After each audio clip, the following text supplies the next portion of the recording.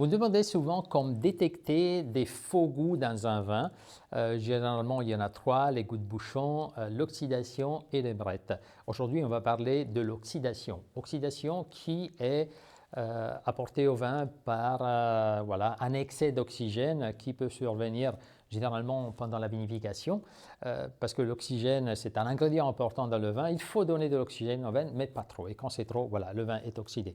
Alors, comment identifier un vin qui est oxydé? Si c'est un vin blanc, vous avez des notes un peu de pommelette, de coin, de purée de pommes, et on va jusqu'à des notes de caramel. Voilà, c'est ça l'oxydation dans un vin blanc, qui souvent aussi se reconnaît par une couleur un peu plus profonde du vin, de la robe.